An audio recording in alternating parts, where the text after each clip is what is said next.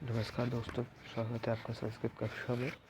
हम आज प्रग्रह संज्ञा पढ़ेंगे। तो प्रग्रह संज्ञा ऐसी संज्ञा होती है, ये जहाँ भी हम कहेंगे कि ये जो शब्द है ये प्रग्रह संज्ञक है, यानी कि इसमें प्रग्रह संज्ञा है, तो वहाँ पे दो वर्णों के बीच में संधि नहीं होगी। तो समझ में हमको अच्छे तरीके से उदाहरणों से ही आएगा। तो चलिए समझते हैं उदाहरण से। आप यहाँ पे देखिए कि अग्नि इमौ ये लिखा हुआ है। अब क्या होता है कि संस्कृत में दीर्घ ईकार और ह्रस्व ईकार, इसको ह्रस्व कहते हैं, इसको दीर्घ कहते हैं। तो ये जहाँ भी होती है, इन दोनों की जब संधि होगी तो दीर्घ ईकार जो होता है वो इसका फल आता है। देखिए यहाँ पे आप देखिए, यदि इन दोनों की संधि होती तो ये अग्नि इमौ के स्थान पर अग्नि मऊ ऐसा होता, किंतु यहाँ पे इसकी संधि नहीं हुई है। तो क्यों संधि नहीं हुई है, अब इसको समझते हैं। इसके लिए सबसे पहले हम देखेंगे अग्नि की वर्तनी। वर्तनी यानी कि इंग्लिश में कहें तो स्पेलिंग। तो अग्नि की वर्तनी यानी कि इसमें कौन कौन से वर्ण हैं। तो अकार, ह्रस्व अकार, गकार, नकार और दीर्घ ईकार। ठीक है, ये तो वर्तनी हुई। तो इसके अंत में क्या आ रहा है, दीर्घ ईकार। और ऊपर से क्या है कि ये जो अग्नि है ये द्विवचन है। ये जो अग्नि है ये क्या है, ये दो वचन वाला है, यानी कि दो के विषय में प्रयोग किया जाने वाला है। और किसका रूप है, अग्नि, इसका रूप है द्विवचन। तो ये द्विवचन भी है और इसके अंदर में ई ह्रस्व इकार, वो दीर्घ इकार भी है। तो दीर्घ इकार भी है और द्विवचन भी है। इस वजह से जो इसके अंत में जो ये शब्द है इसकी प्रग्रह संज्ञा हो जाएगी। और प्रग्रह संज्ञा होगी तो उसका क्या फल है, उसका फल ये है कि संधि नहीं होगी। उसी प्रकार से हम यहाँ पे भी देख सकते हैं, जैसे कि ये जो हमारा है दूसरा वायु इमौ, तो इसके अंत में क्या आ रहा है, दीर्घ उकार आ रहा है। और क्या है, ये वायु का द्विवचन है। विभक्ति में जो हम देखते हैं, जो विभक्ति तालिका कि यहाँ पे हमारे पास प्रथमा, द्वितीया और एक वचन, द्विवचन, बहुवचन, तो उसमें तो ये हम बनाना सीखेंगे। और इनको बनाने के लिए ही हम संधि सीखेंगे। और संधि सीखने के लिए हम ये सीखेंगे, क्योंकि एक बार इनको बनाना आ गया तो संधि हमको आ गई तो संस्कृत हमारे लिए बहुत बहुत आसान हो जाएगी, संस्कृत। इसलिए हम सबसे पहले ये सीख रहे हैं। तो अब आपको ये समझ में आई होगी। जैसे कि तीसरा उदाहरण, एक अन्य उदाहरण ये माले इमे। तो माले क्या है, स्त्रीलिंग है, माला। तो माला का स्त्रीलिंग जो होता है द्विवचन में वो माले होता है, प्रथमा में भी और द्वितीय में भी। तो इसमें अंत में, माले के अंत में क्या है, आई ये है। तो आई होने के कारण ये मालय जो है वो प्रग्रह संज्ञक है, इसलिए यहाँ पे भी संधि नहीं हुई है। ठीक, अब हम अगला देखते हैं। अगला जो प्रग्रह संज्ञा करने वाला सूत्र है वो है हमारा अदसोमात, यानी कि अदसोमात अदस शब्द,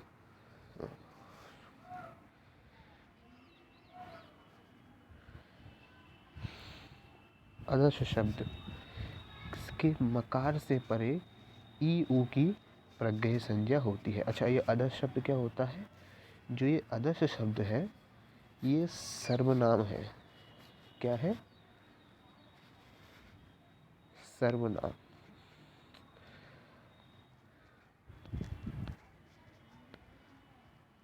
सर्वनाम आप जानते होंगे, जो सबका बोध कराए, तो ये सर्वनाम है। तो इसी का ये जो रूप है, इसी का एक रूप आ जाता है, ये है अमी। हाँ, तो इसका जो रूप है वो अमी है। तो अमी की वर्तनी आपको पता ही, अंत में क्या आ रहा है, आ, मकार और दीर्घ इकार। और इसमें आप अमू में भी देखिए, अमू इति। तो अमूर्ति में भी अंत में क्या आ रहा है, दीर्घ उकार। तो अदस शब्द के जो रूप है जो हम बाद में सीखेंगे, अभी नहीं, अभी हम मात्र संज्ञा पढ़ रहे हैं, इसलिए आप इसी पर ध्यान दीजिए। आप ये मत देखिए कि अदस क्या है, रूप कैसे बनते हैं। रूप हम तभी बनाना सीख पाएंगे जब हम इनको ढंग से समझ पाएंगे। तो इनके जब अंत में जो, मैं जिनको समझ में नहीं आया उनके लिए लिख देता हूँ। जो नए हैं वो ये जान लें कि ये जो संस्कृत में जब हम लिखते हैं कोई व्यंजन जैसे कि का, तो वो लिखा होता है ककार और हिस आकार, जबकि हिंदी में ऐसा नहीं होता है। तो ऐसा मैंने लिखा हुआ है, तो आप लोग थोड़ा उसमें कंफ्यूज मत होना।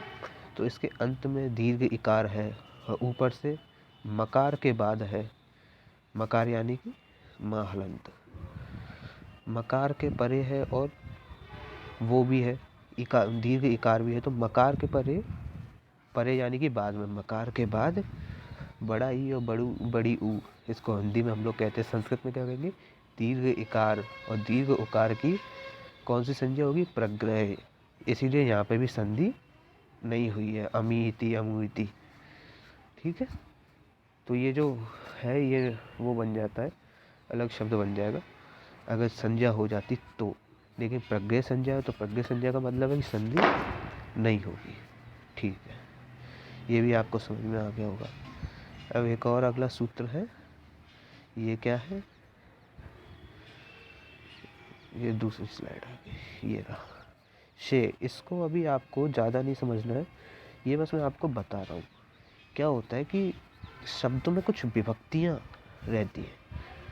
तो वेद में क्या होता है कि कभी कभी जैसे शब्द में कोई विभक्ति है तो विभक्ति के स्थान पे शे ऐसा आ जाता है। अब आपको लग रहा है वो इसमें कहीं शे है नहीं, लेकिन है। वो जब हम ये सब समझ जाएंगे तो उसके बाद हमारे समझ आए, तो जो वेद में कभी कभी विभक्ति के स्थान पे क्या हो जाता है, से हो जाता है, तो उसकी प्रज्ञा संज्ञा होगी। इसलिए यहाँ पे भी संधि नहीं है, क्योंकि यहाँ पे इसके स्थान में से हुआ है। ये जो शब्द बना है इसमें बीच में एक प्रोग्रेस है, तो उसमें से हुआ है, इसलिए यहाँ पे संधि नहीं हुई। तो आप बस इतना समझिए कि वेद में विभक्ति क्या है ये सब हम बाद में देखेंगे, तो वो आप बाद में देखेंगे। अभी आप बात इतना समझ लीजिए, इस पर ज़्यादा ध्यान मत दीजिएगा, वरना बस इतना समझो कि वेद में क्या होता है कि कुछ विभक्तियाँ होती हैं। विभक्तियों में क्या रहता है कि उसके स्थान पे से आ जाता है। तो ऐसे अस में इंद्र बृहस्पति है, ऐसे युस में इंद्र बृहस्पति हो जाता है।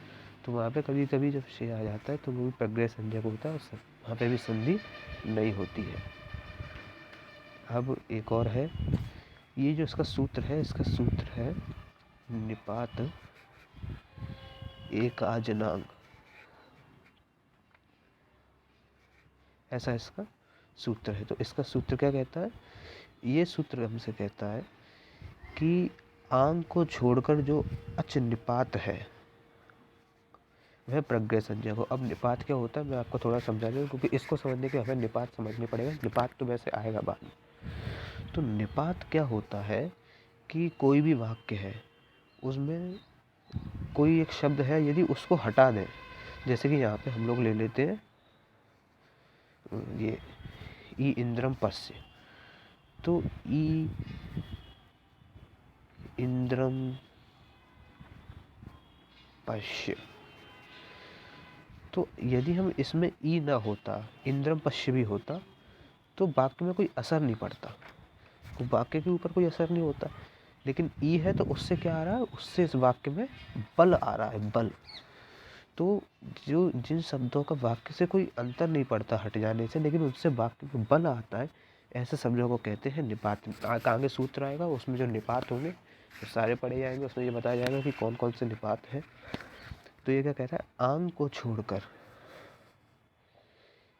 इसमें क्या है कि इत संज्ञा हो जाती है, ये इत संज्ञक हो जाएगा, तो फिर ये बचेगा हमारे पास। जहाँ तक मुझे अभी यही याद है कि ये दीर्घ आकार जो होता है यही बचता है, तो ये इत संज्ञक हो जाएगा। वो हम बाद में पढ़ेंगे इत संज्ञा कैसे होती है, कैसे उसमें से वर्ण हटे आते हैं, हमारे पास एक ही वर्ण बचता है जो पूरा एक शब्द जैसा हमको दिखता है, ये सब हम बाद में पढ़ेंगे। तो आंग को छोड़कर अगर एक ही अच निपात है, अच यानी कि आप समझ गए होंगे, जो लोग अभी तक जुड़े हुए हैं मुझसे या फिर जो संस्कृत व्याकरण से जुड़े, अच यानी कि स्वर। ये समझने के लिए आपको मेरा माहेश्वर सूत्र वाला वीडियो शायद उसमें है, तो मैं वो वीडियो के लिंक डिस्क्रिप्शन में दे दूंगा, जो कोई लोग यूट्यूब से आते हो तो जो अच स्वर है तो उनकी भी क्या होगी, प्रग्रह संज्ञा होगी। जैसे कि यहाँ पे लिखा है ई इंद्रम पश्य, तो यहाँ पे ई इंद्रम, इतने इतने भाग को देखिए आप। तो ये ह्रस्व इकार, ये भी ह्रस्व इकार, ह्रस्व इकार और ह्रस्व इकार क्या हो जाएगा, दीर्घ इकार बन जाएगा संस्कृत में। लेकिन वो यहाँ पे क्या नहीं हुआ, वो यहाँ पे क्यों नहीं बना, क्योंकि जो पीछे वाला जो पहला इकार है, ये इकार, अब इस इकार के बारे में बात करते हैं। तो ये जो इकार है, ये जो है एक तो निपात के जैसे प्रयोग हुआ है यहाँ पे। निपात यानी कि इसके हटाने से वाक्य पे कोई प्रभाव नहीं पड़ रहा है। दूसरी जो चीज़ है कि ये अच भी है, अच यानी कि ये निपात स्वर में भी है, अयो न का यो च, तो उसमें भी आ जाता है। तो अच भी है और निपात भी है, इसलिए ये क्या है, प्रग्रह संज्ञा, प्रग्रह संज्ञक है तो संधि नहीं होगी। ऐसे ही यहाँ, इसलिए यहाँ पे लिखा हुआ है, इसलिए यहाँ पे अपक्रम, जो पहला वाला उदाहरण है, अपक्रम लिखा हुआ है, ना कि आपक्रम। ये इसको इससे जोड़ देना, ठीक है। तो आपक्रम लिखा है, उ उत्तिष्ठति ऐसा लिखा है, वो सॉरी उत्तिष्ठ लिखा है, वो थोड़ा छोटा पड़ गया है, 1 मिनट बड़ा कर देता हूँ इसको।